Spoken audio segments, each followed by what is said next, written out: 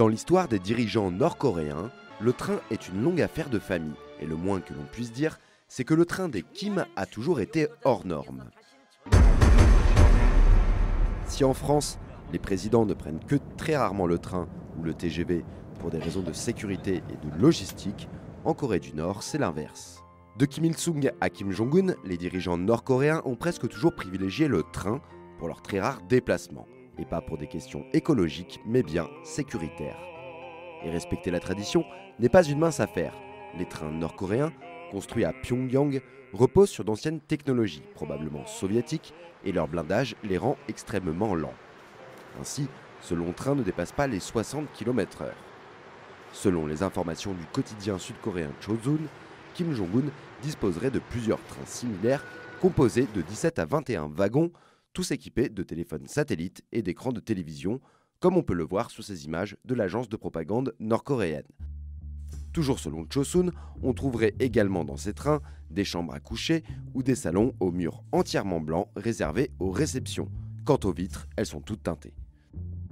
Ces trains circulent généralement par 3 et les déplacements ne sont jamais annoncés officiellement à l'avance.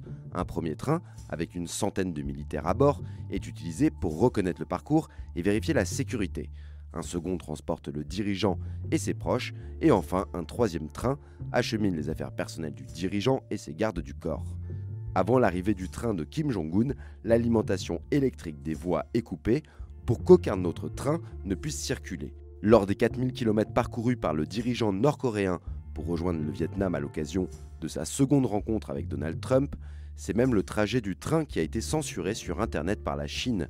Pas question de donner des indices sur l'itinéraire emprunté par la délégation nord-coréenne durant ces 60 heures de voyage. Les internautes signalant retard de train ou barrage routier voyaient leur message disparaître des réseaux sociaux chinois. Dans les différentes vidéos diffusées par les agences de presse de ces trains, comme ici en 2019, après la rencontre entre Xi et Kim Jong-un, impossible de déterminer si le dictateur est véritablement à bord. Les déplacements de Kim Jong-un relèvent du scénario d'un film d'espionnage. Seul un ancien militaire russe, Konstantin Pulikovski, a pu témoigner de sa présence à bord de l'un des trains du régime, aux côtés du père de Kim Jong-un, Kim Jong-il. Il décrivait en 2002, dans son livre L'Orient Express à travers la Russie avec Kim Jong-il, de longs dîners arrosés et la présence de jeunes chanteuses que le dirigeant présentait comme ses belles cheminotes.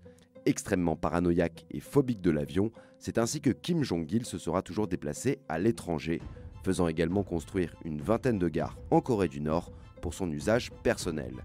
C'est d'ailleurs selon la propagande dans son train qu'il serait mort en 2011 lors d'une tournée auprès du peuple coréen. L'un des wagons de ce train, si l'on en croit l'histoire officielle, trône aujourd'hui au Palais du Soleil Kumsunsan à Pyongyang. On y découvre notamment le MacBook Pro de l'ancien dirigeant ou un appareil de massage des pieds posé sous son bureau. L'actuel dictateur nord-coréen, lui, utilise également l'avion. Mais prendre le train est aussi un moyen d'envoyer le message que les traditions de la dynastie des Kim sont plus fortes que tout.